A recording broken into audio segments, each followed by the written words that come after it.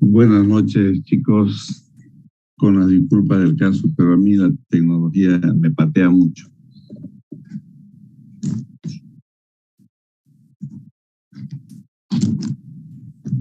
Buenas noches, doctor.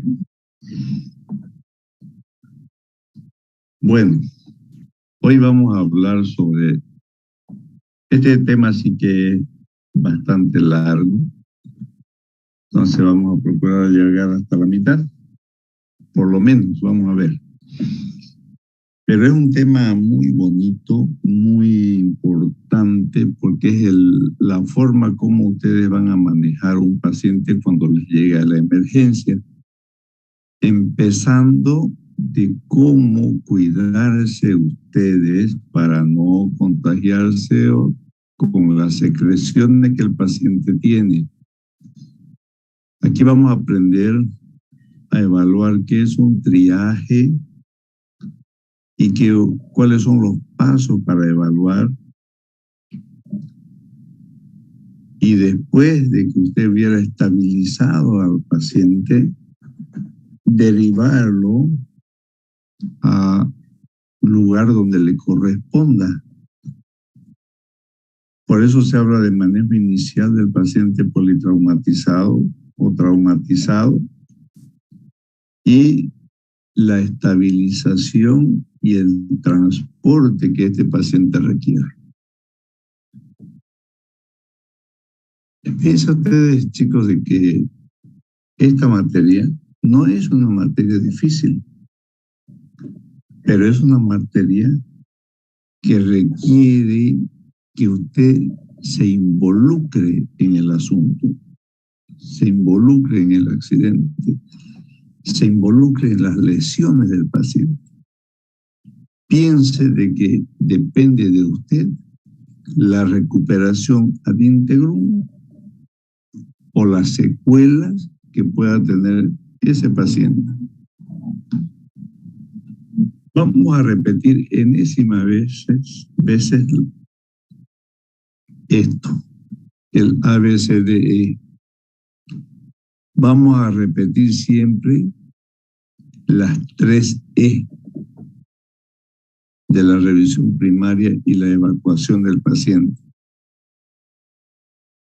Vamos a repetir siempre que cuando usted examine a un paciente, no espere encontrar todas las patologías posibles que él tenga, sino que patología que se diagnostica o se encuentra es patología que se tiene que solucionar.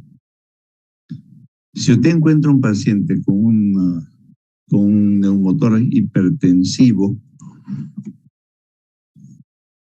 y sigue examinándolo al paciente para encontrar las otras, ese neumotórax hipertensivo que usted diagnosticó pero que no lo trató, lo va a matar a su paciente. Si usted primero se pone a enderezar la pierna fracturada del paciente y no se fija en la vía aérea, su paciente va a morir con la pierna recta.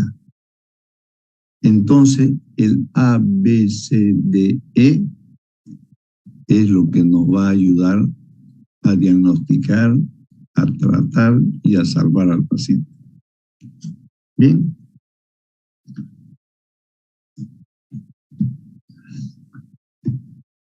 La revisión primaria debe ser repetida frecuentemente para identificar cualquier deterioro en el estado del paciente que indique la necesidad de una intervención adicional.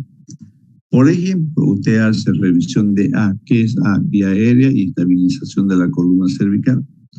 Pasa a B, que es B, ventilación, respiración.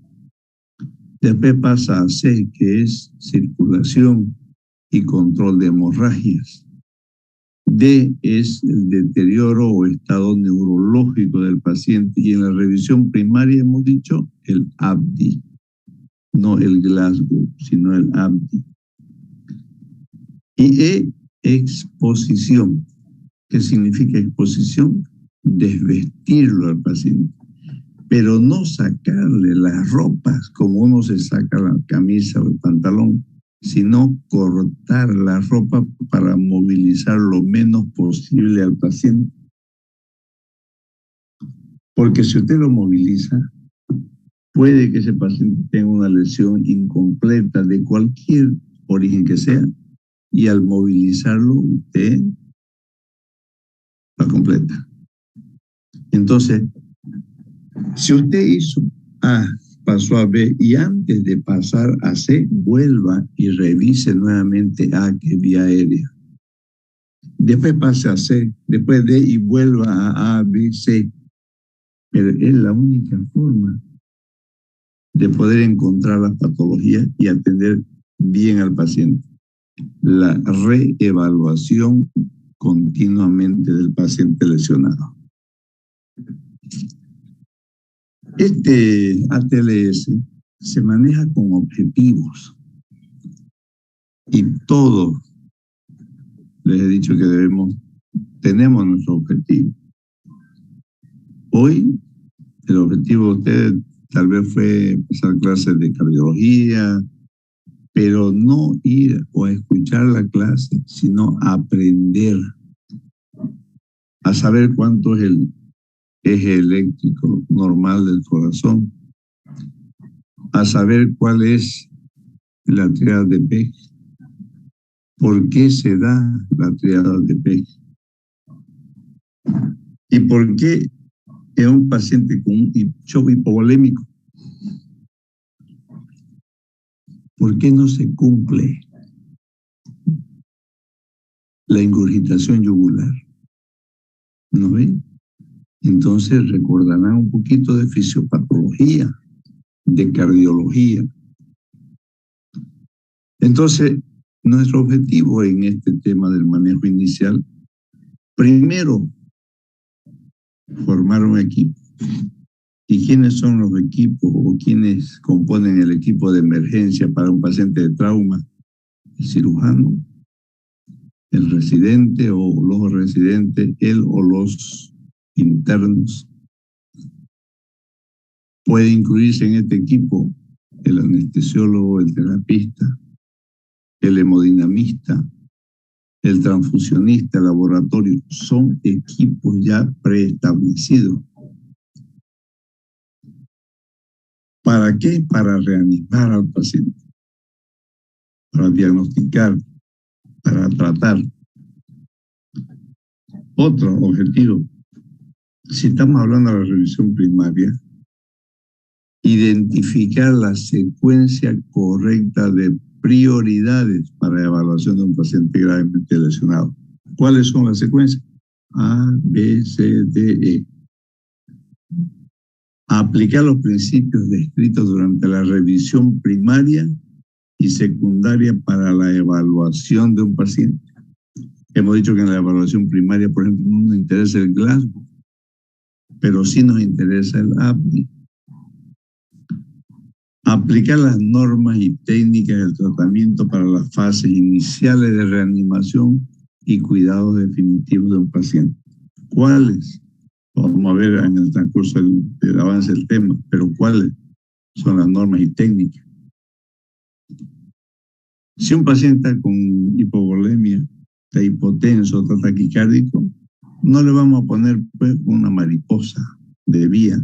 Le pondremos una bránula de grueso calibre que pueda darnos la oportunidad de reponer ese volumen perdido hasta 2 vías periféricas. Por eso es que en emergencia, en el manejo del paciente con trauma, no tiene asidero la vía central. No tiene asidero la vía central. ¿Por qué? Porque si ustedes recuerdan, hemos dicho ya alguna vez, cuando estábamos en el colegio, en física, la famosa ley de Pausiel o Pauseville, que dice que la cantidad de líquido que pasa por un torrente o por un conducto es directamente proporcional a su diámetro e inversamente proporcional a su longitud. O sea que mientras más grueso el catéter, más líquido pasa. Mientras más largo el catéter, pasa menos líquido. Entonces, mientras más grueso y corto, eso nos interesa. Por ejemplo, una brándula de grueso calibre, número 16 o 18, en menos de 15 minutos va a vaciarse un suero de 1 litro. Una mariposa que el conducto es largo, es delgadito. ¿Cuánto tarda en pasar un suero? Mínimo 8 horas, 10 horas. Eso no nos interesa, no nos sirve. Explicar cómo la historia clínica del paciente y el mecanismo de lesión contribuyen a identificar la lesión.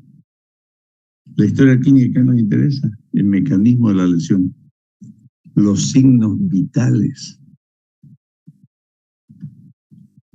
El mecanismo, cómo fue, de qué altura cayó, sobre qué tipo de superficie cayó. No es lo mismo caer sobre arena que caer sobre cemento, sobre piedras. No es lo mismo chocarse entre dos movilidades que chocarse contra un poste de luz, contra una pared o un árbol, que son objetos fijos.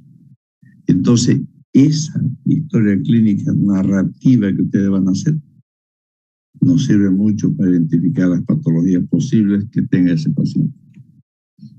Identificar los problemas asociados a la evaluación inicial y el manejo de un paciente lesionado y describir los pasos para minimizar su impacto. Identificar los problemas asociados. Hemos dicho que los problemas asociados que puede tener un paciente con trauma son muchos. Puede tener fractura de costilla, pero puede ir asociada a una perforación de pleura. Puede tener una compresión con una fractura de esternón, pero asociado a eso puede ir un taponamiento cardíaco o un hemopericardio por lo menos. Entonces, el alto índice de sospecha sirve de mucho en el manejo inicial del paciente con trauma. Fractura de costilla, mi sospecha, perforación de pleura. Fractura de esternón, mi sospecha, contusión miocárdica. Fractura de fémur, mi sospecha, lesión vascular. Y busco los signos y síntomas de lesión vascular. Entonces es importante llevar a cabo una evaluación inicial en un paciente con múltiples lesiones simuladas, o sea, hacer simulacros, utilizando la secuencia correcta de las prioridades y explicar las técnicas de manejo para el tratamiento primario. Diagnóstico neumotórax, toracocentesis, segundo espacio intercostal, línea media clavicular. Taponamiento cardíaco, pericardiocentesis, borde externo o borde izquierdo del apéndice sifoide en un ángulo de 45 grados, dirigiendo la aguja hacia el vértice de la escápula y aspirando a medida que aumenta.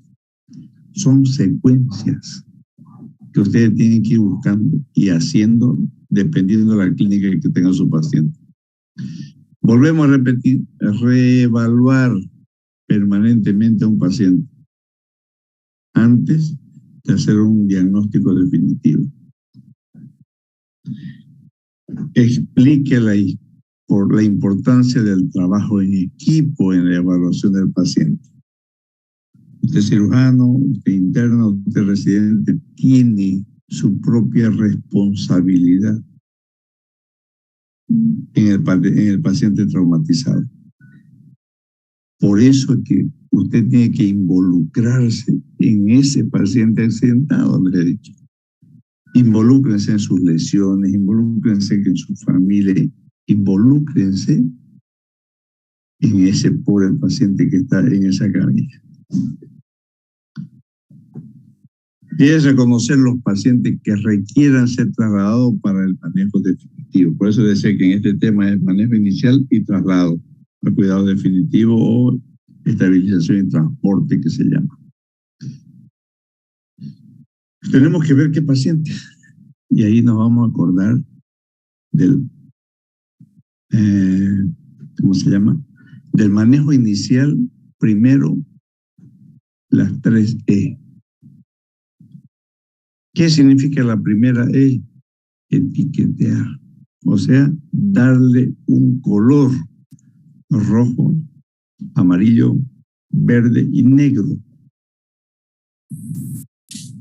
Usted, al hacer el examen clínico del paciente, ver lo que tiene, usted le va a poner un color rojo. Es aquel paciente que tiene la patología identificada en la revisión primaria y que causan la muerte del paciente de forma inmediata. O rojo. ¿Cuáles? Neumotórax hipertensivo, hemótorax masivo, taponamiento cardíaco, tórax soplante, tórax volante.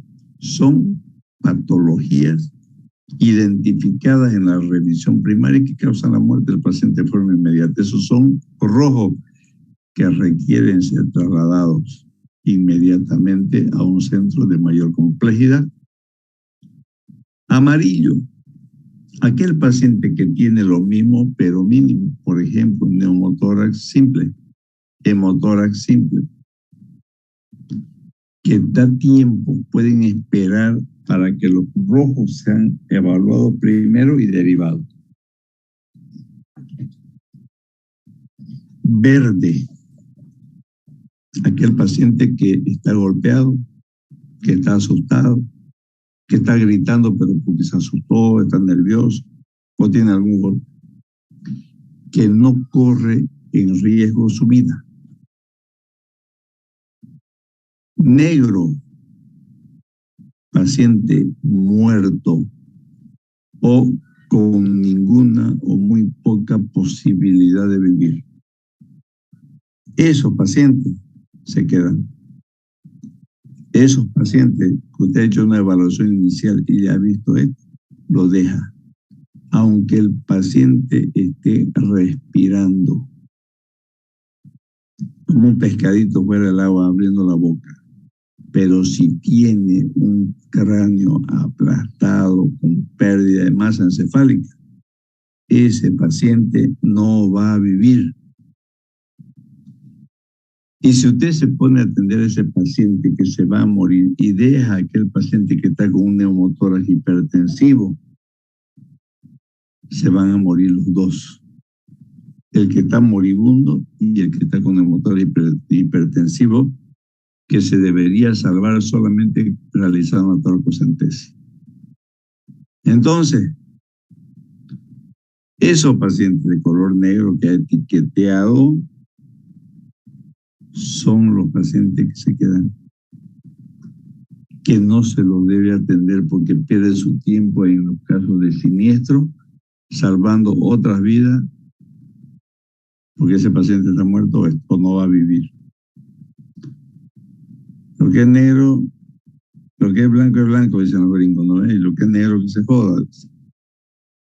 Entonces, los rojo, amarillo, verde y negro es la primera E, es etiquetear o darle un color.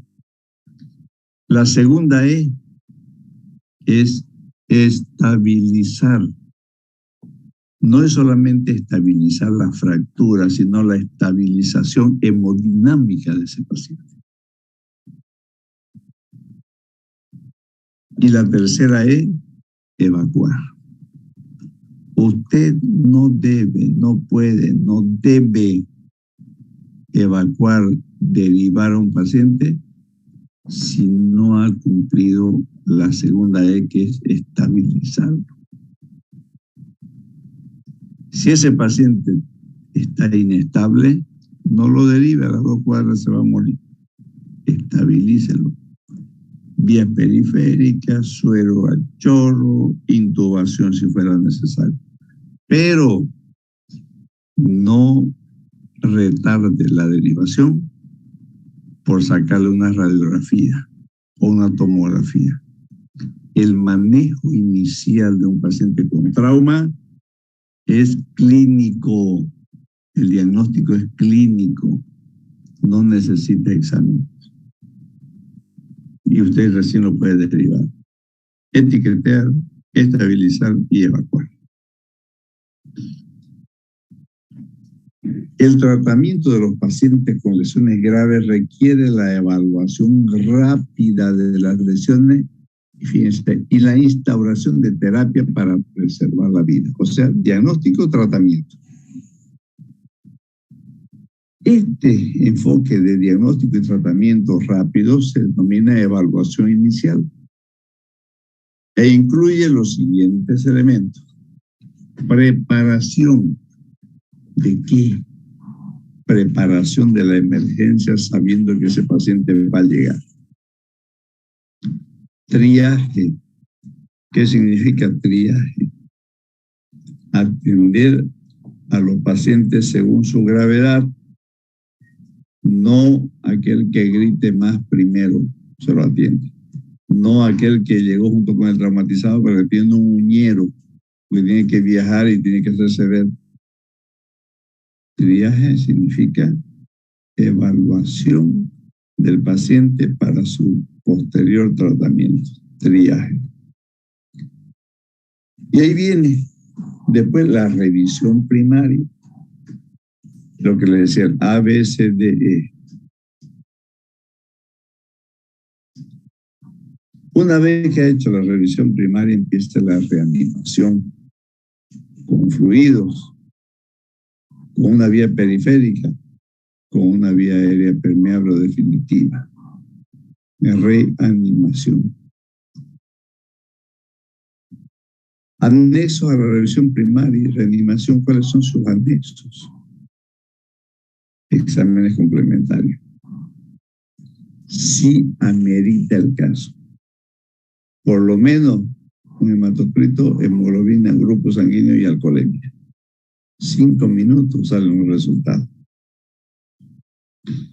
Considerar la necesidad de trasladar al paciente, sí. Por eso usted tiene que hacer las 3 etiquételo. Etiquételo y ve si requiere traslado. Y si no, haga la revisión secundaria, que significa revisar al paciente de la punta de los cabellos hasta los pies, incluidos tacto rectal, tacto vaginal.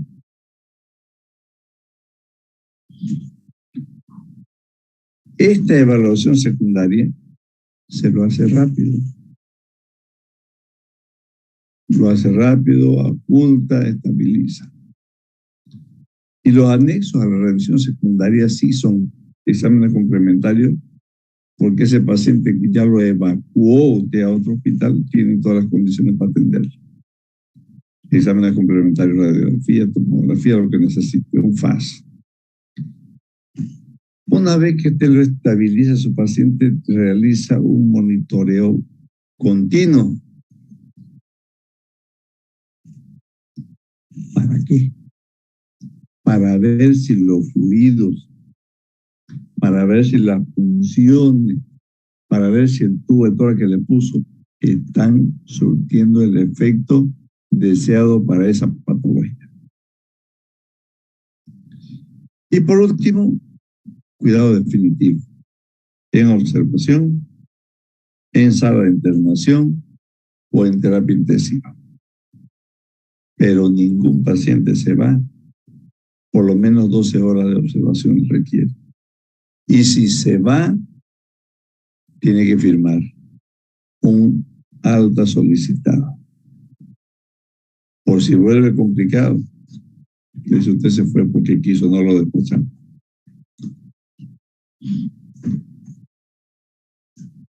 Otra vez para repetir, como para que no se olvide. La revisión primaria y secundaria debe realizar frecuentemente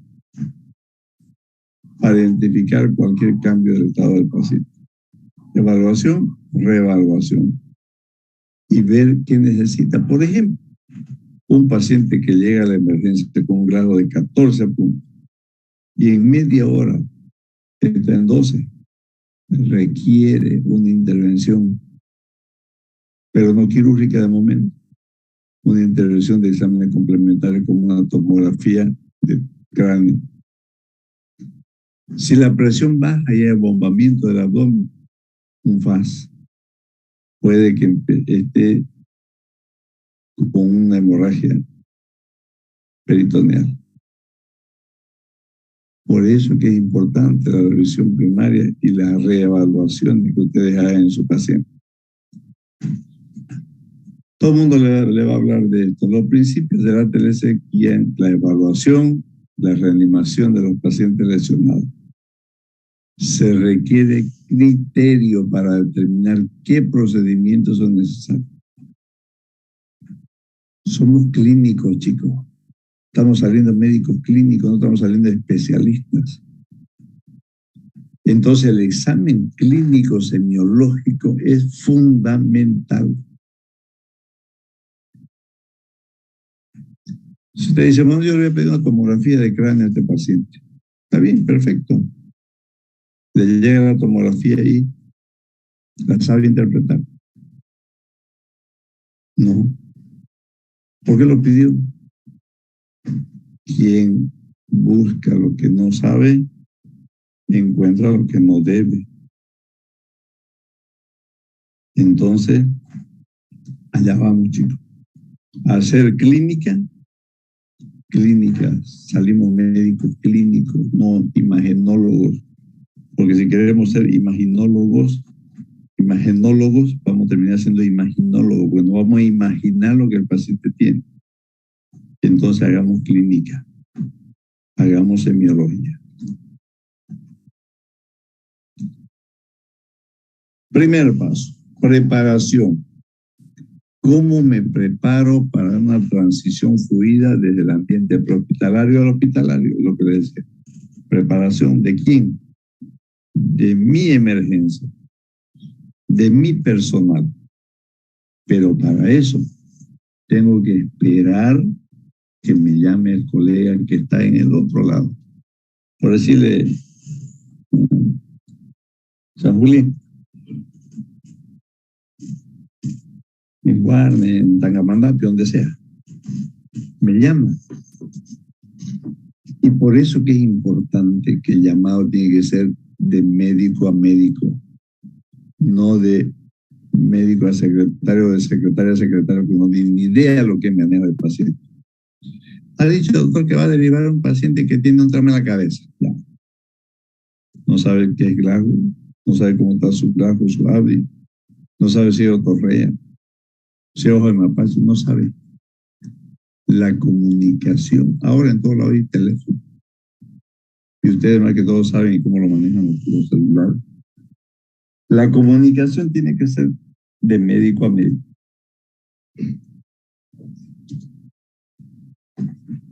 La preparación para la atención del paciente que va a llegar. Y eso nos vamos a poner en dos situaciones. Primero, durante la fase hospitalaria, prehospitalaria, todas las acciones deben ser coordinadas con los médicos que se encuentran en el hospital que va a recibir al paciente con el médico que va a derivar.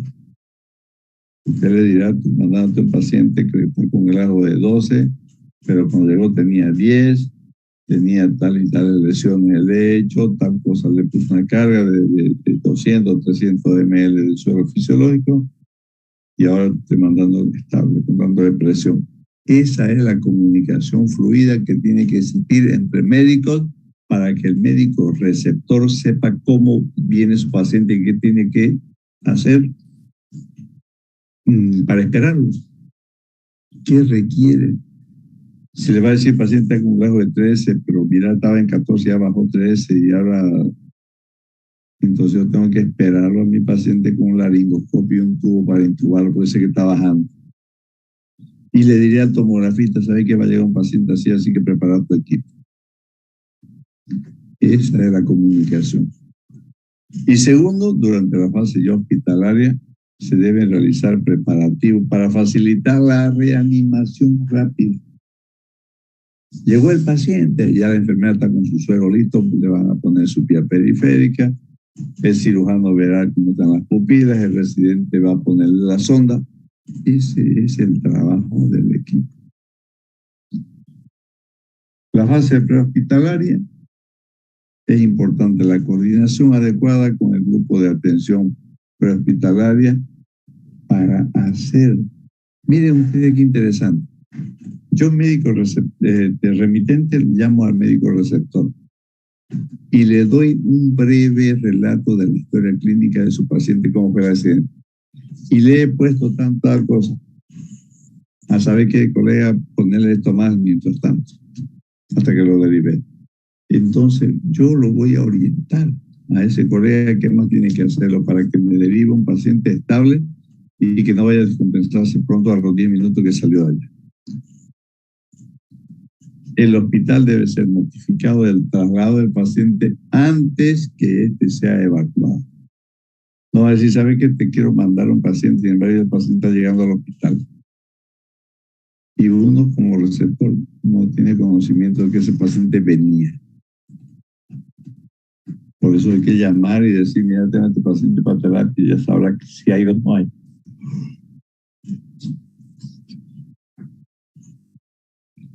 La fase prehospitalaria se debe hacer énfasis en el mantenimiento de la vía aérea. Vía aérea definitiva, intubación, cricotiroidotomía, traqueostomía. Hay que hacer énfasis en el control de la hemorragia externa y shock. No se debe colocar torniquetes en los pacientes que tengan fractura expuesta o hemorragia externa. La mejor forma de controlar esa hemorragia es con presión. Y una vez que usted ha hecho una vía periférica permeable, ha hecho un taponamiento por compresión de la hemorragia, o le ha puesto una vía aérea con intubación, busca dónde va a derivar. No al sitio más cercano, sino al sitio más cercano, pero que sea apropiado para el manejo de ese paciente. Si usted tiene una posta y más allá hay un hospitalito de primer nivel también, no lo va a derivar pues ahí porque no hay el especialista. Ese paciente va a ser un ping-pong de un lugar a otro, de ahí a otro y de ahí a otro hasta que llegue a un tercer nivel. Derive donde corresponda derivar. Es importante la obtención del reporte de informe necesario para el triaje del hospital, incluyendo la hora del incidente, los acontecimientos relacionados a la lesión, de qué altura, sobre qué cayó, y la historia clínica del paciente. Es fundamental en la fase hospitalaria planificar con anticipación los requerimientos básicos antes que llegue el paciente. Si yo le digo al paciente va con otorragia, está hipotenso, entonces ¿qué me voy a preparar para anulas? Me voy a preparar con el equipo para hacer un FAS, para ver cómo está el abdomen. Voy a llamar al banco de sangre y decirle, sabe que está llegando un paciente hipotenso y probablemente requiramos sangre. Llamo, alerto al de laboratorio, mira, está viniendo un paciente así, apenas te llame, quiero que salgas volando a sacar una muestra. Eso es preparar. Si ese paciente viene hipotenso, seguramente que va a venir taquicárdico, va a estar frío. Entonces todas las soluciones que tengamos que poner tienen que estar calentadas. Es importante que nosotros, si manejamos un paciente con shock, no le pongamos suero frío. El frío agrava el estado de shock del paciente, porque se produce una vasoconstricción. Debe tener un protocolo para recibir apoyo médico adicional, asegurar la presencia inmediata del personal de laboratorio, de rayo X, lo que les decía. Si el paciente o llegan 2 o más pacientes, entonces usted ya alertará pues, por parlante, dirá el código rojo. Entonces, de donde estén los terapistas, los internistas, los médicos, las enfermeras, sin abandonar su servicio, derivan 2 o 3 enfermeras para ayudar. Código rojo. Paciente grave. Se requiere apoyo. Pero lamentablemente esto del código rojo le han, ¿cómo se llama? lo han distorsionado, o porque no conocen o porque se hacen los burros. Porque mandan un paciente, dice, estamos mandando a un paciente con código rojo. Y llega el paciente de emergencia, está más despierto que nosotros que estamos de turno, está hablando bien, y refiere dónde le duele, una apendicitis, y lo mandan como código rojo diciendo que el paciente está muy dolorido, que está inestable. ¿Ah? ¿De qué código rojo está hablando ese colega? Código rojo porque no va a poder dormir si se queda para que lo opere. Entonces hay que tener un protocolo importante. El personal que entra en contacto con el paciente debe utilizar un dispositivo de precaución universal, o sea, su equipo de protección personal. Si es un paciente que tiene un trauma craneoencefálico, puede toserle en su cara. Entonces usted cúbrase. Utilice mandiles de protección, utilice máscara. Hay unos barbijos que tienen una máscara, como las mascaritas que ahora utilizan los locutores para hacer las entrevistas, pero viene con barbijo. Entonces usted tiene que protegerse primero ante las enfermedades infectocontagiosas, porque ese paciente está consangrado, está con tos, está con hemoptisis.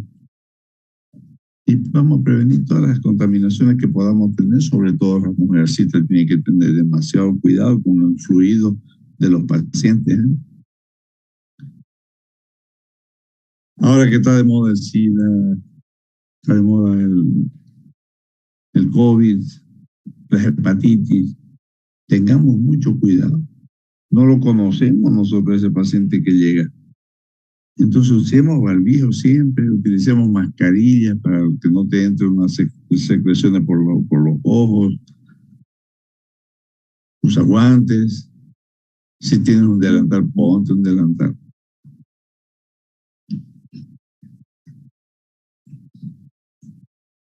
Triaje. Es el método de selección y clasificación de pacientes basado en sus necesidades terapéuticas.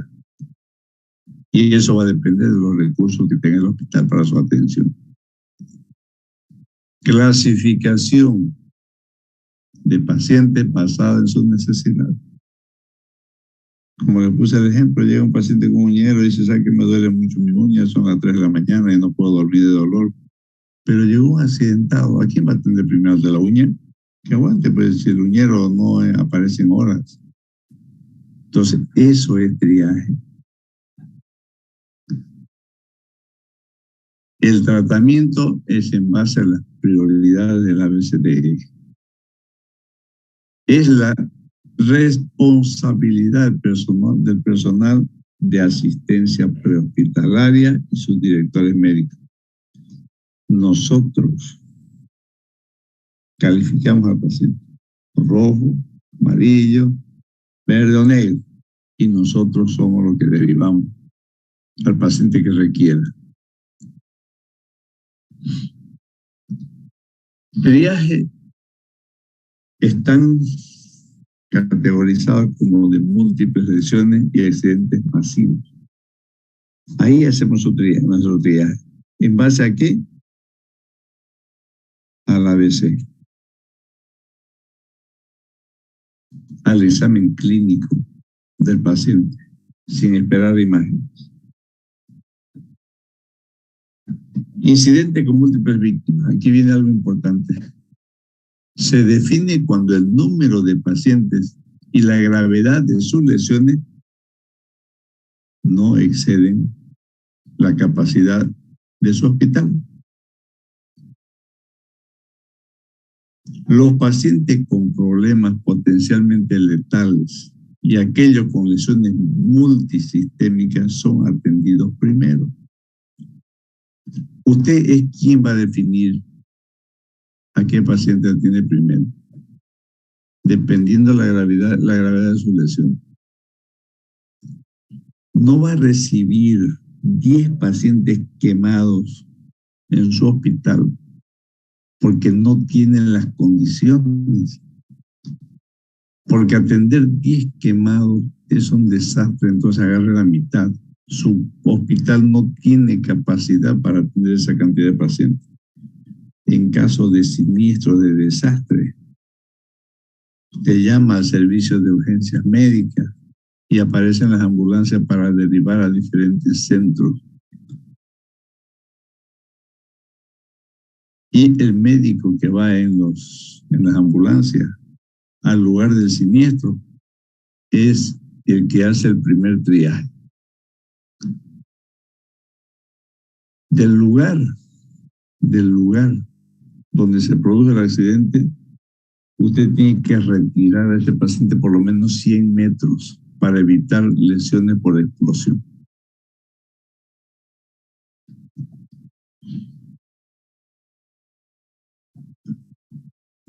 Eventos masivos, víctimas en masa, desastres, como ustedes quieran llamarlo. Y es cuando el número de pacientes y la gravedad de su lesión exceden la capacidad de su institución. Y no por hacerse el bueno, usted va a recibir todos sus pacientes si no tiene las condiciones. Etiquetar, estabilizar y evacuar. Entonces, en esta situación de los pacientes que tienen mayor posibilidad de sobrevivir y que requieren el menor gasto de tiempo, como es un neumotor hipertensivo, no necesita más que una brándula para salvarle la vida. Cuando usted tiene un desastre así, usted tiene que hacer el triaje de esos pacientes y tiene que ir a hacer el triaje en internación. Este es un paciente se operó de vesícula, está con un tubo de Kerr, pero hace 2 días se operó, mándelo a su casa. Mándelo a otro hospital de menor nivel para dar campo a estos. Hay un paciente que recién va a actuar en terapia, está con cánula solamente, pero necesita aspiración. Sáquelo de terapia y llévelo a cuidado intermedio o a piso.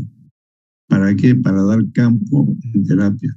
Entonces, el triaje es fundamental en el manejo de los pacientes traumatizados. Revisión primaria. Los pacientes se evalúan y las prioridades de tratamiento se establecen en función a las características de las lesiones sufridas, en relación a sus signos vitales y al mecanismo de la lesión. Miren ustedes, chicos, depende de las características de su lesión, un trauma craneoencefálico con licorragia, otorrea. Esos pacientes son pacientes que tienen la obligación de quedarse.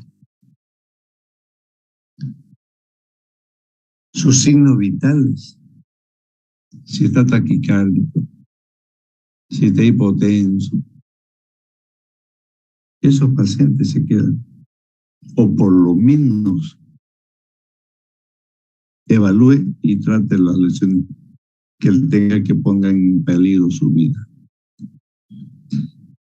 Aquellos pacientes, para ver el mecanismo de la lesión, que se cayeron de más de 5 metros, se quedan.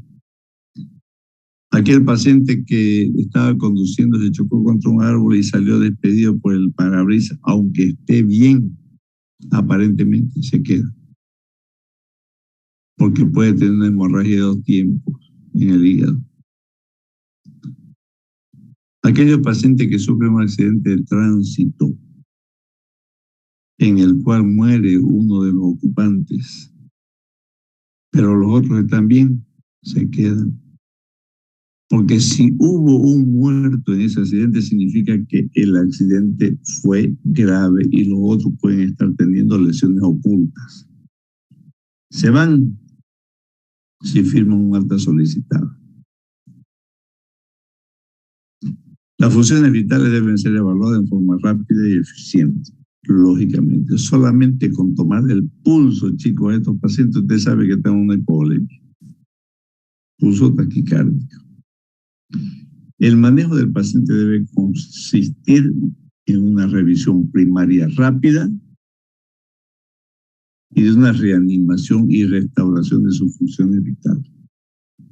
De una revisión secundaria más detallada, pero primero restabilizan las funciones vitales para llegar finalmente al inicio del tratamiento definitivo. A todo esto que hemos hablado, se constituye o se llama el ABCDE del manejo inicial del paciente con trauma. El manejo del paciente debe consistir en una revisión primaria rápida, en una reanimación y restauración de sus funciones vitales y de una revisión secundaria más detallada y completa, previa estabilización para llegar finalmente al inicio del tratamiento definitivo. Esto se hace en base a la ABCD. Ya sabemos que A significa vía aérea y control de las columnas cervicales, ese es su apellido. B, respiración, ventilación, ausculten. C, circulación con control de hemorragia. Y este control de hemorragia no lo hagan con pinza, no lo hagan con torniquete. Háganlo con compresión. Entonces, C, vuelvo a repetir, circulación con control de hemorragia. D, déficit neurológico, que consiste en la revisión primaria APDI, en la revisión secundaria GLAD. Y E, exposición con control de ambiente. ¿Qué significa esto? Que cuando el paciente llega, tiene que vestir, pero después que lo revisó, hizo incluso tacto, cúbralo, tápelo, porque en emergencia el aire acondicionado es frío. Y la hipotermia agrava el estado de shock del paciente. Desviste, revisa y cubre. ¿Cuál es la forma simple y rápida de evaluar a un paciente en 10 segundos? Una evaluación rápida a veces es preguntar al paciente por su nombre y preguntarle lo que pasó. Miren qué fácil. Le agarra su hombro, lo mueve un poquito y le dice, señor, ¿qué le pasó? ¿Sabe qué estaba pasando a la calle? Me atropelló un auto. Y me levantaron y me trajeron aquí. ¿Qué significa eso? ¿Hemos revisado ABCDE? Sí, hemos revisado. ¿Qué hemos revisado? A, vía aérea. Si el paciente está hablando, quiere decir que su vía aérea está permeable. B, hemos revisado ventilación, respiración, porque el paciente ni se agitó, habló bien, corriente. C, no hay hemorragia. La circulación está bien. Le está llegando sangre al cerebro. Está D. Por eso el paciente está orientado, está lúcido. Ven ustedes qué fácil es hacer la revisión primaria del paciente.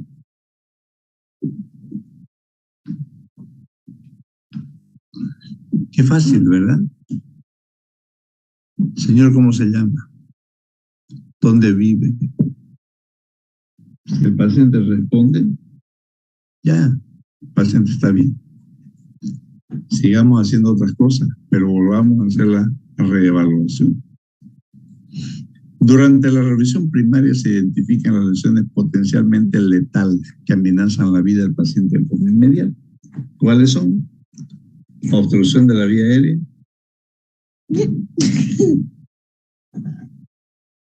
neumotórax hipertensivo, hemotórax masivo, taponamiento cardíaco, tórax soplante y tórax volante. 6 patologías identificadas en la revisión primaria que causan la muerte del paciente de forma inmediata. Y todas, absolutamente todas, su diagnóstico es clínico. Obstrucción de vía aérea, fácil. El paciente lleva las manos al cuello, no puede respirar. ¿Necesita una radiografía? No. Entonces ahora la maniobra para hacer expulsar el cuerpo extraño que tiene en la boca. ¿Ven? Taponamiento cardíaco, TEA de Beck. Tórax soplante, vea que por la herida que tiene el tórax empieza a respirar. Tórax volante, respiración paradojal. Paciente en lugar de cuando inspira en vez de expandirse, se deprime. Respiración paradojal. ¿Ve? Todas estas patologías identificadas en la revisión primaria son de diagnóstico clínico y de tratamiento inmediato. Neumotórax hipertensivo, brándula de segundo espacio. Taponamiento cardíaco, pericardio centésimo, borde izquierdo del apéndice cifoide. Tórax soplante, agarra una gasa embebida en vaselina, selle 3 bordes y deja uno libre para que cuando el paciente expire salga aire, pero que no permita ingresar más aire. ¿Ven qué fácil es el diagnóstico y qué fácil es el tratamiento? Entonces la prioridad es el manejo de la vía aérea y la revisión primaria. Veamos, levantemos el mentón, luxemos un poquito la mandíbula y nos acordamos de MES. Miro, escucho y siento. Miro que el tórax se expanda, escucho la respiración y siento el flujo de aire en los alveolos. Y si quieren, siento el pulso también. Bien. Pero hay poblaciones especiales que usted tiene que tener cuidado en su manejo. ¿Cuáles? Y estos pacientes especiales requieren una consideración: los niños, las mujeres embarazadas, los adultos mayores, los atletas y los pacientes obesos. A esto se llama población especial. Las prioridades para el cuidado de estos pacientes, cada uno tiene sus propias características. Si bien el trauma es lo mismo en niños y en adultos, pero su manejo es diferente. Sobre todo, no hablamos del ABC. El ABC es el mismo. Pero ¿qué tipo de brándula? ¿Qué tipo de tubo? ¿Se hace traqueostomía en niños menores de 8 años o no se hace? Entonces tienen sus características especiales. Porque en el niño y el adulto existen cambios anatómicos y fisiológicos que pueden llevarnos a confundir la patología, siendo que puede ser normal.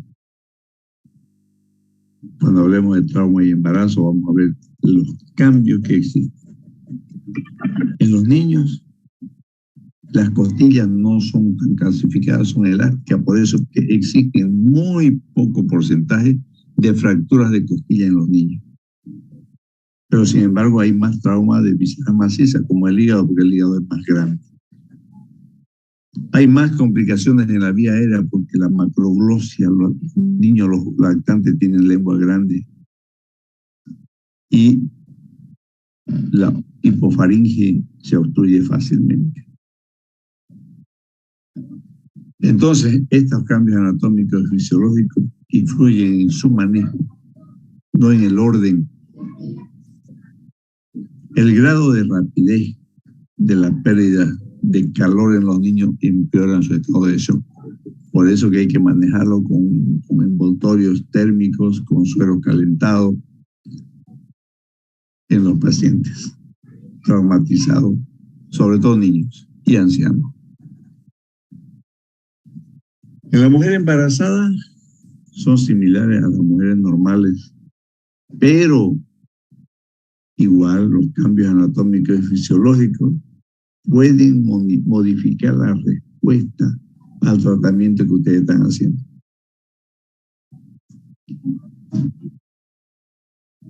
Una paciente traumatizada, embarazada, hasta cómo debemos manejarlo es diferente. Los que han entrado alguna vez al quirófano y han visto una cesárea y han sido curiosos al ver qué hace el ginecólogo o el residente de anestesia después que le hace la anestesia peridural o raquídea. Empuja el abdomen grávido hacia el lado izquierdo, porque por el lado derecho viene la vena cava inferior. Y si la vena cava inferior está comprimida, el retorno venoso se dificulta y la paciente embarazada hace hipotensión y quien va a sufrir con ella, más que todo, es el bebé. Por eso que el manejo es diferente. Y en la paciente embarazada tenemos que tener en cuenta las pérdidas de líquido amniótico transvaginal o las hemorragias trimestre. Ustedes que están llevando a gineco, la famosa ruptura prematura de membrana o el desprendimiento prematuro de placenta, el famoso abrupto placentae. Entonces van a hablar ustedes en gineco de todas estas cosas y nosotros cuando toque el tema de trauma de embarazo lo vamos a ahondar más. El trauma es una cosa común de muerte en los ancianos. Hasta de estar en su silla, se caen, se golpean la cabeza y se mueren los ancianos. Por todos esos cambios que existen. Hasta la intubación es difícil por la anquilosis que presenta la columna cervical. Usted no puede extender un poquito el mentón, levantar un poquito el mentón por la anquilosis que tiene en la columna. La reanimación de los ancianos merece una atención especial. El envejecimiento disminuye la reserva fisiológica de los pacientes ancianos y peor aún si son traumatizados. Las enfermedades crónicas cardíacas, respiratorias y metabólicas agravan y dificultan un buen manejo. Enfermedades neumópatas, pacientes con EPOC, cardiópatas, que no infundir demasiada cantidad de líquido porque los charcan, empiezan a tener falla de bomba. La parte respiratoria son pacientes que requieren intubación temprana y la patología metabólica como es la diabetes mellitus. Su uso crónico de medicamentos puede alterar la respuesta fisiológica de un paciente. Es lógico. La mayoría de los pacientes mayores con trauma se recuperan si son atendidos adecuadamente. Entonces, chicos, en sus manos está el manejo, en sus manos está la recuperación de esos pacientes. Los pacientes obesos presentan un desafío particular en trauma. Realmente el manejo es un arte, el manejo de un obeso. Fíjense ustedes, hasta la intubación empieza a ser difícil. Cuello corto. Entonces, esos pacientes, muchos de ellos que no pueden manejarse la vía aérea con intubación van con una traqueostomía. La intubación es difícil, es peligrosa. La ecografía es difícil porque no se puede ver, el FAS no se puede ver. El lavado peritoneal es muy complicado.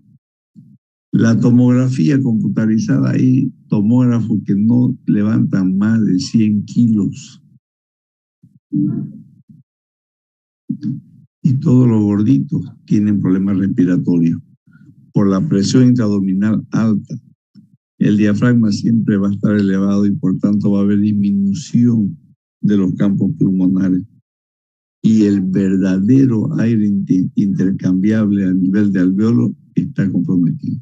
O sea, el espacio muerto fisiológico.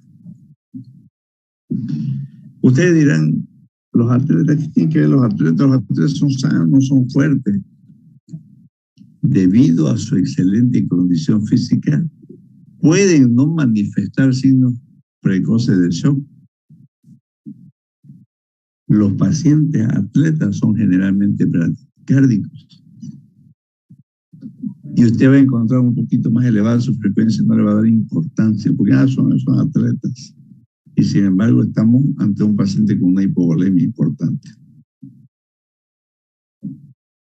Entonces, un atleta accidentado requiere un cuidado especial.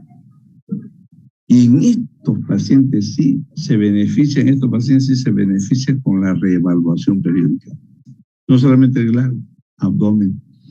¿Y saben qué, chicos? La reevaluación tiene que ser hecha por el mismo médico que lo recibió.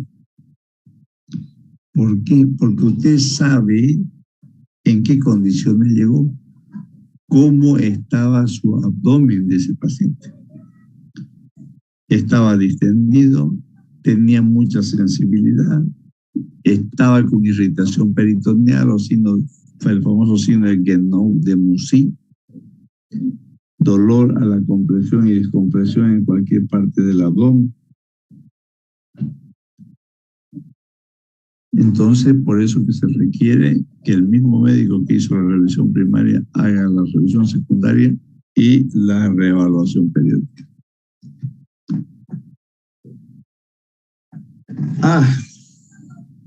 Mantenimiento, manejo de la vía aérea con control de la columna cervical.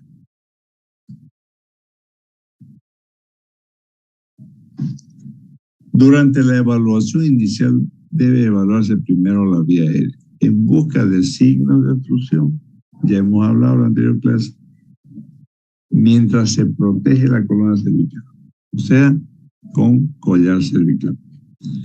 Si el paciente es capaz de comunicarse, lo que habíamos dicho verbalmente, es que la vía aérea no está en peligro. Es prudente la evaluación repetida de la vía aérea. El manejo de la vía aérea en pacientes pediátricos requiere del conocimiento de las características anatómicas. Tenemos que conocer los cambios anatómicos y fisiológicos del niño, del anciano y de la paciente embarazada.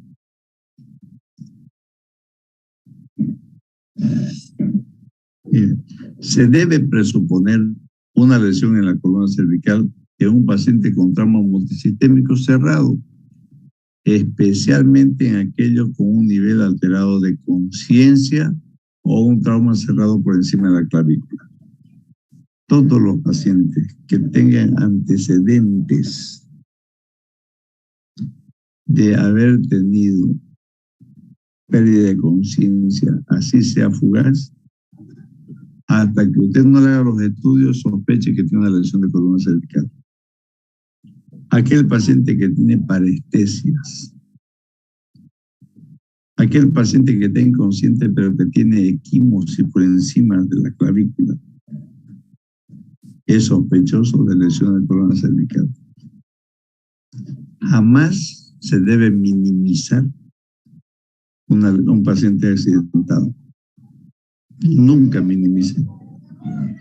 No digan, no, si solamente tiene eso, no, si solamente es esto. No, jamás hagan eso, lo van a perder. La técnica de inmovilización de una vía aérea. La columna siempre estabilizada entre dos personas. B, respiración, ventilación. La permeabilidad de la vía aérea por sí sola no asegura una ventilación adecuada. La permeabilidad de la vía aérea por sí sola no asegura una ventilación adecuada. Puede que ese paciente tenga una vía aérea expedita, pero la parte respiratoria pulmonar no está bien. Entonces, una vía aérea permeable no asegura que el paciente no tenga una lesión en la parte de ventilación. La ventilación requiere una adecuada función de los pulmones, la pared torácica y el diafragma. Son tres elementos que mantienen una buena ventilación. Paciente con EPOC pues no va a tener una buena función pulmonar. Paciente con tórax volante no va a tener una buena función. Un paciente con hernia diafragmática no va a tener una lesión pulmonar normal, una buena ventilación. Entonces, tenemos que tener en cuenta estas tres patologías o estas tres lesiones que pueden presentarse, o estos tres órganos.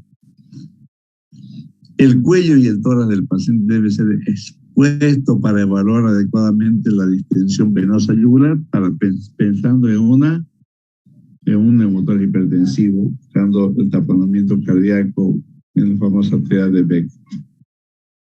La posición de la tráquea y la excursión de la expansión de la pared torácica es importante.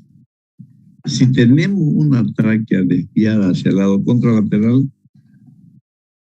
un 90% de que ese paciente tiene un neumotórax hipertensivo que está desviando la tráquea hacia el lado contralateral.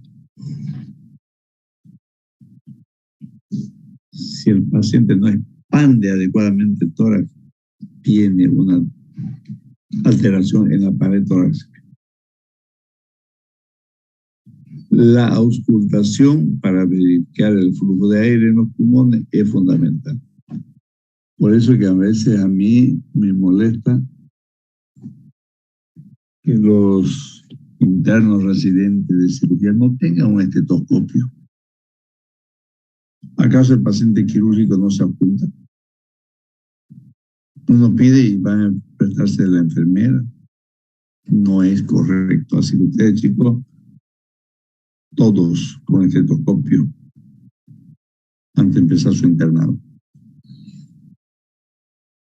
Las lesiones que afectan a la ventilación son neumotórax de tensión, tórax inestable con contusión pulmonar.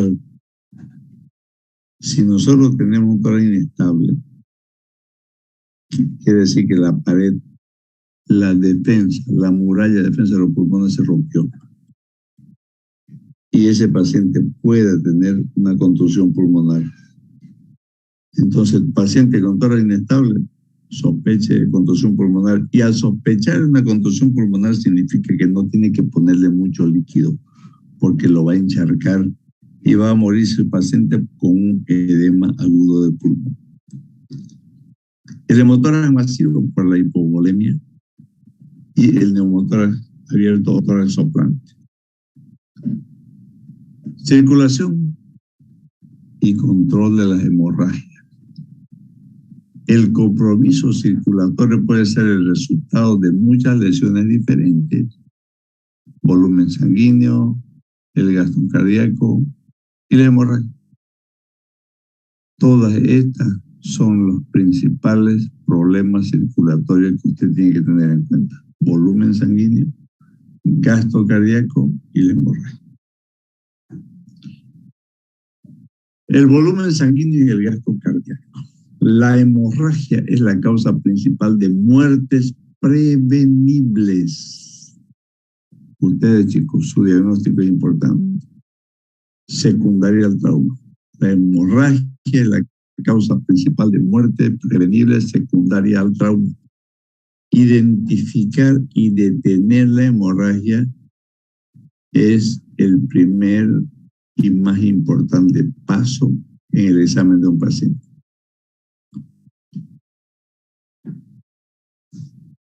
Los elementos que en segundos dan información clave son el nivel de conciencia, el color de la piel y el pulso.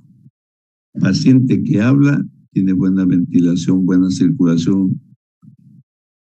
Si el color de la piel es rosadito, está bien, pero si está cianótico, shock hipovolémico con seguridad. Pulso acelerado, taquifícmico, es sinónimo de hipotensión, es sinónimo de hipovolemia. El nivel de conciencia, al disminuir el volumen circulante, la perfusión cerebral, lógicamente, que también va a estar alterada y por tanto ese paciente va a empezar a tener alteración en el estado de conciencia, somnolencia, irritabilidad, confusión. Entonces, nos va a alertar que ese paciente tiene pérdida de sangre en alguna parte. Tórax, abdomen, retroperitoneo, fractura de hueso largo o fractura de pelvis. Son los sitios de preferencia por donde se pierde sangre. El color de la piel es importante en el diagnóstico de pacientes traumatizados y hipovolémicos. Lo que les acabo de decir, piel rosada en la cara, en extremidades, color de los labios. Si tenemos un paciente con colores normales, no nos preocupemos tanto. Pero no nos dicen no nos preocupen nunca, no nos preocupemos tanto, porque la reevaluación nos va a dar, en definitiva, cómo está el paciente. Una cara color ceniza y la palidez acentuada en las extremidades son datos evidentes de un hipovolemia. Pulso. Busquemos pulso central, femoral, carotídeo. Es importante para ver la amplitud, las características, y acordémonos de fisiología, el mnemotécnico, fritase, frecuencia, regularidad, intensidad, tensión o dureza. Todas esas características del pulso lo tiene que buscar en ese paciente con signos de hipovolemia. Hemorragia. El sitio de la hemorragia debe ser identificado como externo o interno. Hemorragia externa es fácil de identificar porque usted lo ve. Pero también lo tiene que saber controlar. Y eso se lo va a realizar en la revisión primaria. ¿Y cómo lo controlamos? Con presión directa sobre la herida. Los torniquetes conllevan a riesgo de lesión isquémica.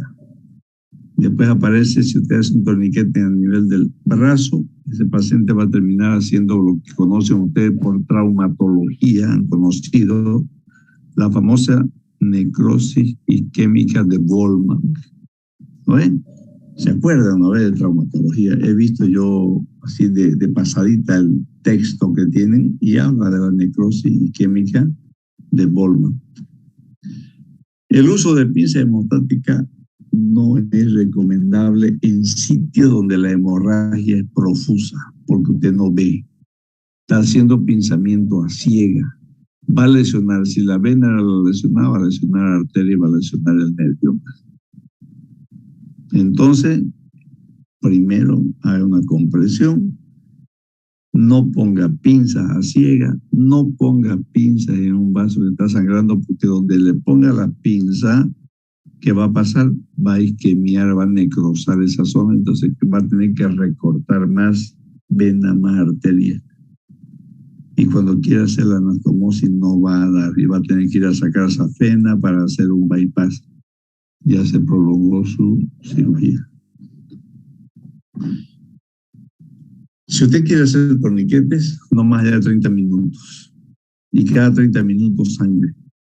O sea, saque el torniquete, deje que sangre 1 minuto y lo vuelve a apretar su torniquete. Pero el pinzamiento solamente tiene que ser, o mejor dicho, la compresión solamente tiene que ser hasta que pare la hemorragia. Porque más de eso significa lesión nerviosa.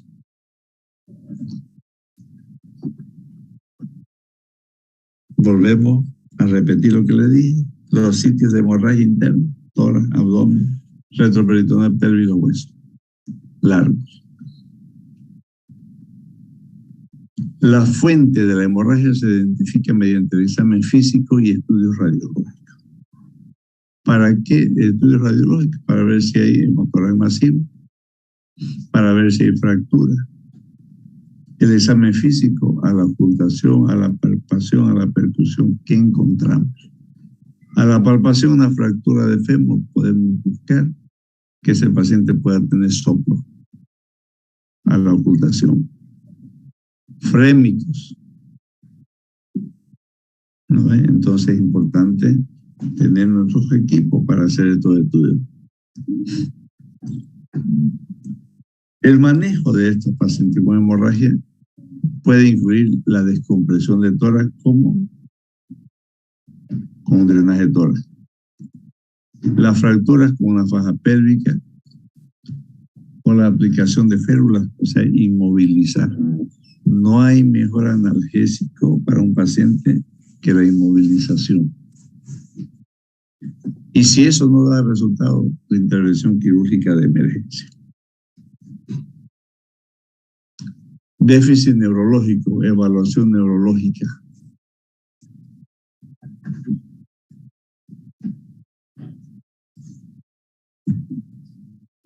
Una rápida evaluación neurológica se realiza al final de la revisión primaria. Esta evaluación neurológica establece el nivel de conciencia del paciente, el tamaño de su pupila y la relación que haya entre una y otra pupila.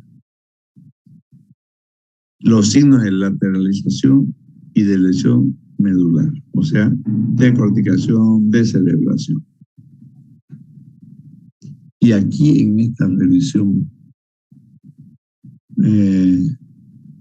primaria, usted hace el ABDI, ¿se acuerdan? A, alerta. B, respuesta a estímulos verbales. C, respuesta a estímulos. A, alerta. B, respuesta a estímulos verbales. D, respuesta a estímulos dolorosos. Y paciente inconsciente. Revisión primaria. La escala de coma de Glasgow es un método rápido y simple para determinar el nivel de conciencia y es un factor predictivo de la evolución. Revisión secundaria de lo que había hasta los pies.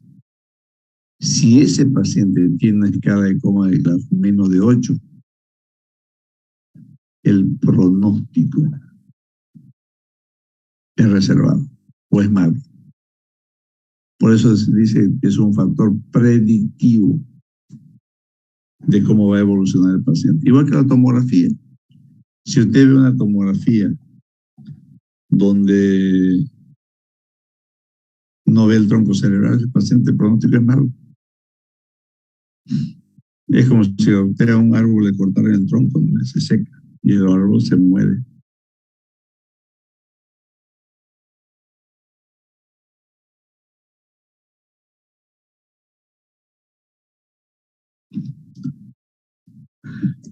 Una disminución en el nivel de conciencia puede indicar disminución de la oxigenación cerebral y la perfusión.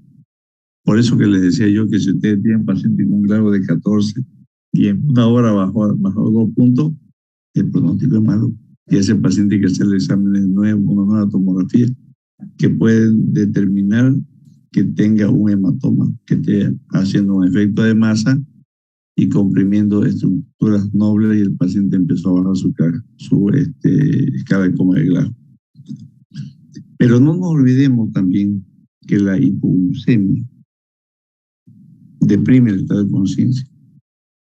No nos olvidemos que el alcohol también, las drogas pueden alterar el nivel de conciencia.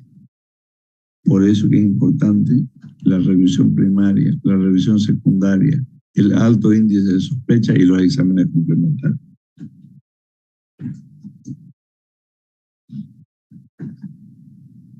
Exposición y control ambiental.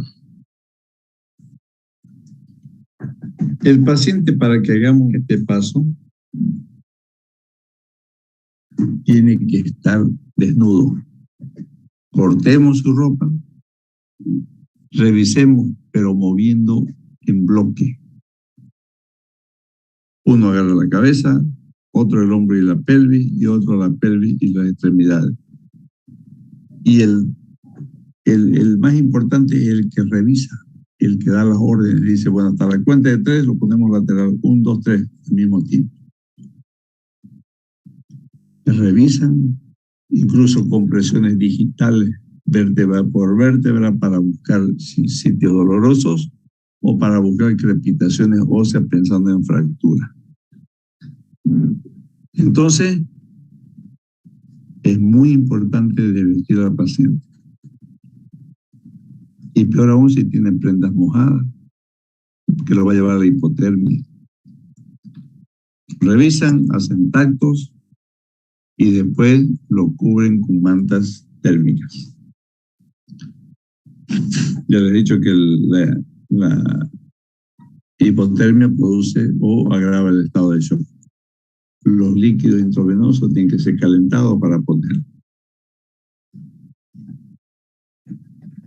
La temperatura del cuerpo del paciente es más importante que la comodidad de los profesionales de salud. Si el paciente está en emergencia y está frío, está hipotérmico, no pueden ponerle aire porque el médico está con calor. Cuiden al paciente primero y después ustedes. Igual que cuando llevábamos cirugía 1,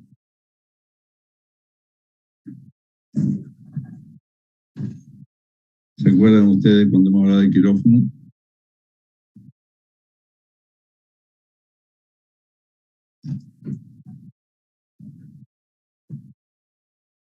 El ambiente donde sale el paciente y el equipo médico sale normotérmico de 24 a 26 grados centígrados, ¿no ves? Entonces, igual en estos pacientes es preferible que estén sin aire, pero van a tener una mejor evolución. Como en todos los temas, hay peligros latentes. Y esos peligros latentes son importantes que nos demos cuenta que pueden pasar. Y si nosotros no los descubrimos, nuestro paciente se va a morir. Fíjense lo que dice. El intervalo de lucidez que clásicamente se asocia con hematoma epidural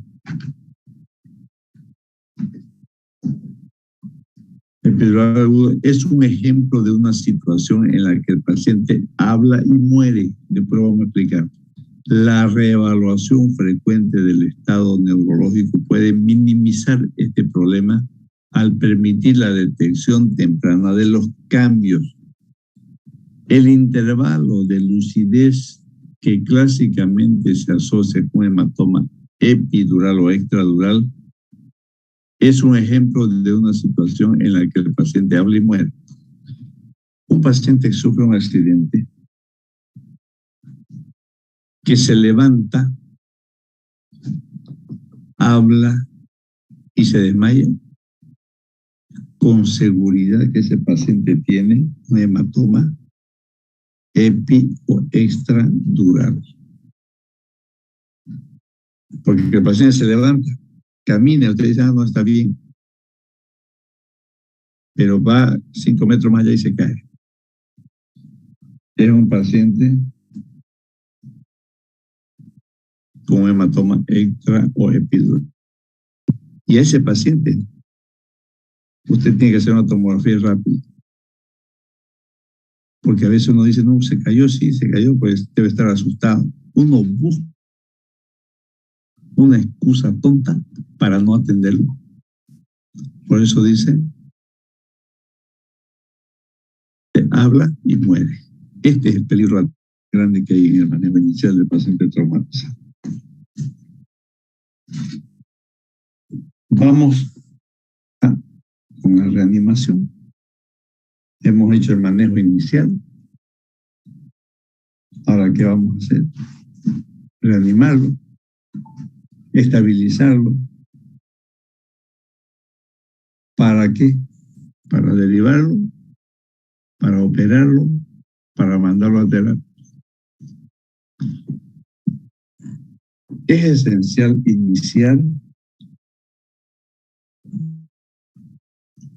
el manejo y la reanimación de las lesiones que potencialmente ponen en peligro la vida tan pronto como sean identificadas, para minimizar la supervivencia del paciente, para maximizar la supervivencia. ¿Cuáles son esas patologías? Las que hemos hablado. Obstrucción de vía aérea. ¿Qué más? Taponamiento cardíaco, hemotoras masivos, neumotor hipertensivo, soplante o tórax volante. Fíjense, es esencial iniciar el manejo y la reanimación de las lesiones que potencialmente ponen en peligro la vida tan pronto como sea identificada para maximizar la supervivencia del paciente.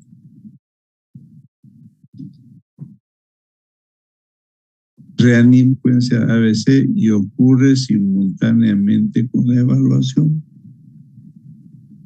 Si descubrimos un paciente con neumotor hipertensivo, inmediatamente hacemos la descompresión con la tórax.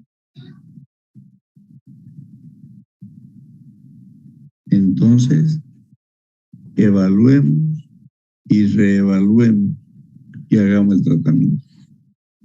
Ahora, ¿cómo vamos a estabilizar estas vías aéreas? Debe ser protegida de todos los pacientes. Todos los pacientes lo tenemos que ver. Por eso yo les decía al comienzo, que tenga un caso clínico, una de las actividades de atención en ese caso clínico va a ser la vía aérea. Cómo está respirando, cómo está ventilando. Paciente que tiene una frecuencia respiratoria por encima de 25, casi seguro que ese paciente tiene un compromiso de la vía aérea o un compromiso de la parte ventilatoria. Seamos observadores, chicos. Es hermoso manejar un paciente con trauma, porque usted se va acordando de todo lo que estamos hablando. Se va a acordar. Y no se va a equivocar en manejo.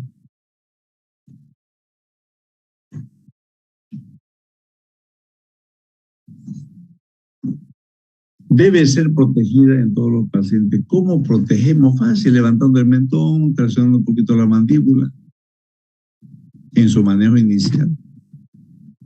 El paciente o en los pacientes inconscientes no hay reflejo. No hay reflejo de deglución, no hay reflejo náusea.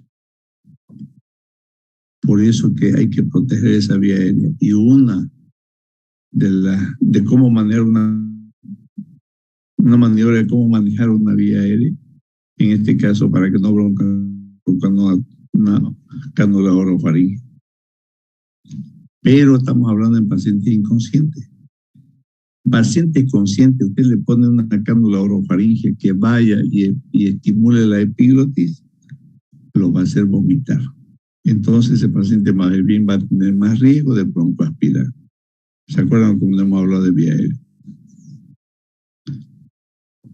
Entonces, en muchos casos recurrimos a la vía aérea definitiva. Intubación, cricotireotomía, traqueostomía. Si nosotros tenemos alguna duda en el manejo de la vía aérea o en las posibilidades de riesgo o de complicación que tenga la vía aérea, intubemos. Una intubación no causa daño. Ese paciente en 2 horas puede estar despierto, pero no broncoaspiró, no se va a complicar. Entonces nosotros tenemos que observar. Si ese paciente no tolera el decúbito, O está hipóxico o está hipovolémico. ¿Y cómo va a estar hipóxico? Una vía aérea que no está permeable. Respiración y la oxigenación.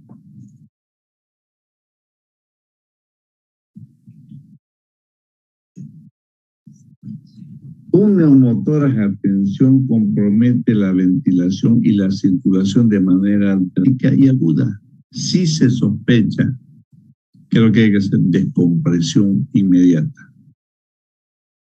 Todos estos pacientes deben recibir oxígeno suplementario y más rápido aún el oxígeno en las pacientes traumatizadas, embarazadas. El oxímetro del pulso debe ser usado para monitorear la saturación de oxígeno de la hemoglobina. Pero hay que tener mucho cuidado con la carboxiemoglobina. Circulación y control de la hemorragia. El control definitivo de la hemorragia es esencial junto con el reemplazo adecuado del volumen intravascular. Deben ser introducidas un mínimo de 2 vías intravenosas, dependiendo del grado de shock hemorrágico y hipovolémico que el paciente tenga. Y todas estas 2 vías tienen que ser vías periféricas de grueso calibre. ¿Hasta cuándo? Hasta que el paciente haya recuperado su signo vital, su presión, su frecuencia cardíaca, su pulso. Cuando usted está poniéndole una vía a su paciente, requiere tomar muestras de sangre. Y para no hacerle rechazo a ese paciente, entonces en el momento de colocar la vía, toma la muestra. ¿Qué pedimos? Ni siquiera pedimos un hemograma. Pidamos por lo menos hematocrito, hemoglobina, grupo y factor, y pidamos siempre pruebas de embarazo en las pacientes en edad fértil, porque podemos encontrarnos con pacientes embarazadas y requiere otro tipo de manejo. Estamos hablando en las pacientes que tengan menos de 4 meses de embarazo. En las demás ya se nota la barriga. Y además, en todos los pacientes accidentados, ahora, ¿qué vamos a hacer con ellos? Pidamos alcoholemia. Una reanimación agresiva y continuada con volumen no es un sustituto para el control definitivo de la hemorragia. ¿Por qué? Porque si usted tiene un sitio de sangrado, usted le va a pasar sangre. Pero es como si le estuviera echando agua a una maceta que no tiene asiento. Entonces no se conforme con pasarle sangre si no ha identificado el lugar del sangrado. El control definitivo incluye la cirugía. Si usted tiene condiciones en su hospital, hace una angioembolización del sitio de la fractura y la estabilización pélvica con fajas. No se olviden que los huesos de la pelvis son huesos esponjosos y sangran mucho. Entonces, con compresión generalmente para. Un bolo de 1 a 2 litros o una solución isotónica, suero fisiológico. No debe usarse el suero glucosado en pacientes traumatizados. Todas las soluciones que van a colocarse al paciente deben ser calentadas a 37, 40 grados centígrados. O le ponemos un equipo, ahí existen calentadores especiales que se lo coloca en la manguerita del suero y el suero pasa caliente y ese paciente va a tener mejor respuesta. Si no responde al uso de cristaloides, recién pasemos sangre. No nos olvidemos que la hipotermia puede estar presente en estos pacientes. Entonces, el suero calentado lo va a beneficiar mucho. Y la hipotermia es una complicación letal en los pacientes hipovolémicos sobre todo. Se recomienda el uso de un calentador de líquido de alto flujo, incluso microondas, en las emergencias microondas para calentar. Y esto suele calentarlo en esos 37, 40 o 39 grados común. Los productos sanguíneos no deben ser calentados porque se degradan, se destruyen. Anexo a la revisión primaria y reanimación. Los anexos que se utilizan durante la revisión primaria incluyen el monitoreo permanente. Estamos hablando de monitoreo electrocardiográfico y si está embarazada, electrocardiográfico y monitoreo fetal. Sonda nasogástrica y sonda vesical. ¿Para qué? La sonda vesical para medir la diuresis, que nos va a medir el grado de shock hipovolémico que el paciente tenga. Si el paciente orina en menos de 30 ml hora, significa que es un paciente que está hipovolémico. Evaluación de la frecuencia respiratoria, taquipnea, alteración de la respiración. Los niveles de gases en sangre arterial, la oximetría, la presión, todos los exámenes radiológicos que el paciente requiera. La monitorización electrocardiográfica es importante en todos los pacientes lesionados. Las arritmias incluyen la taquicardia. Fíjense ustedes en los pacientes que tengan trauma torácico o que tengan fracturas de esternón, casi siempre, chicos, que ese paciente tiene un taponamiento cardíaco. Entonces, sea de Beck. Busquemos los ruidos cardíacos hipofonéticos. Estos pacientes pueden hacer o pueden simular un infarto agudo de miocardio y van a estar elevadas las enzimas cardíacas. Va a haber alteración del segmento ST y eso nos va a confundir pensando que es un problema cardiológico. Y sin embargo, todas esas alteraciones son atribuibles al trauma. Es importante, la actividad eléctrica sin pulso puede indicar taponamiento cardíaco, neumotórax, atención o hipovolemia profunda. Actividad eléctrica sin pulso, ustedes lo han visto el año pasado en cardio. La hipotermia extrema también produce arritmias. Sonda vesical.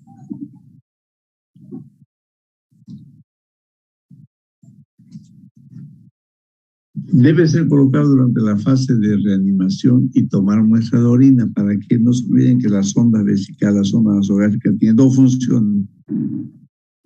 Sirven para hacer diagnóstico y sirven para hacer tratamiento. Entonces es importante tomar muestras de orina para llevar al laboratorio y ver hematuria, pensando en un trauma renal, un trauma de vejiga, un trauma de uretra. La producción de orina es un indicador sensible del estado de volemia y refleja perfusión renal. No se olviden que una diuresis normal horaria es de entre 50 y 60 ml. Si usted tiene menos de 30 ml, entonces hay un problema en la perfusión, hay un problema en la circulación, hay una hipovolemia. El sondaje vesical transuretral está contraindicado en pacientes que tengan trauma pélvico o que se sospeche de lesión de uretra. ¿Cuándo sospecho de una lesión de uretra? Cuando existe sangre en el meato uretral, cuando existe equimosis escrotal o perineal y cuando al tacto rectal usted siente una próstata elevada o que no lo pueda palpar. Otra vez nos demuestra que el examen físico del paciente tiene que ir acompañado de un tacto.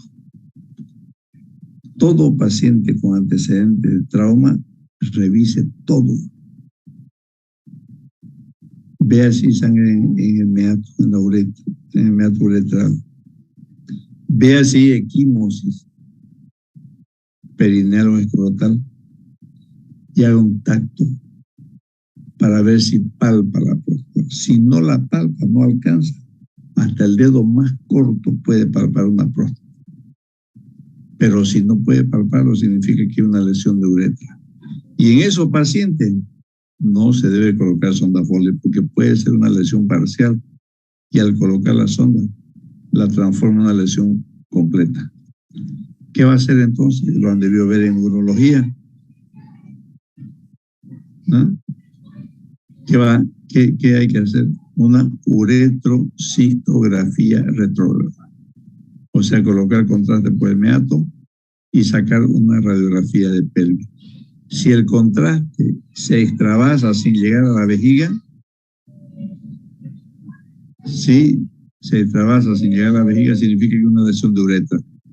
Ahora, si el contraste pasa directamente a la vejiga, mejor dicho, significa que ahí la uretra está intacta.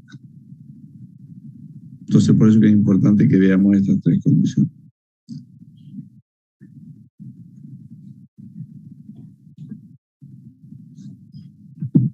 Sonda nasogástrica, orogástrica, pues hablamos de sonda gástrica. Aquí nos vamos a quedar en sonda gástrica. Bueno, chicos, nos vamos a ver el sábado para completar este tema. Y lo que les toca ya, ¿cómo se llama? Andreita ya les pasó la lista de quienes van a ir mañana. Y no se olviden, pues, lleven su pijamita. El otro día no llevaron pijama, solamente uno, y pude entrar a una cirugía. Entonces lleven su pijamita para que podamos, si tenemos suerte de entrar a quirófano. Ya nos vamos a ir acomodando un poquito más de práctica. Yo hablé con el director del hospital, lamentablemente no dejan entrar al hospital muchos alumnos, máximo 5 o 6 a la parte práctica. Entonces vamos a tener que ver la forma de cómo hacer. Por eso que yo lo llevo en la noche, los días jueves, porque así podemos pasar visitas, ver los pacientes y después vamos a ver las imágenes de esos pacientes más interesantes que podamos ver. Y esto es importante, ¿saben por qué, chicos? Porque estamos malucos en semiología, nos hemos olvidado de fisiología. Entonces las visitas son para eso, para recordarles un poco. Lamentablemente hemos estado en 2 años pésimos para ustedes, donde más práctica necesitaban, se nos cortó todo.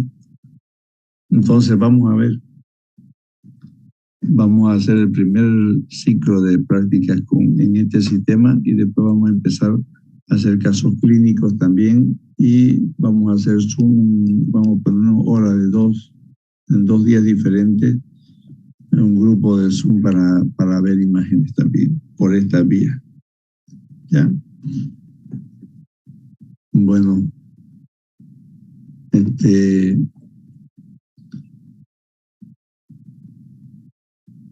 ¿qué más quería recomendarles? Nada, bueno, que estudien. Que estudien. No hay otra cosa que hacer, es estudiar para recuperar lo que hemos perdido.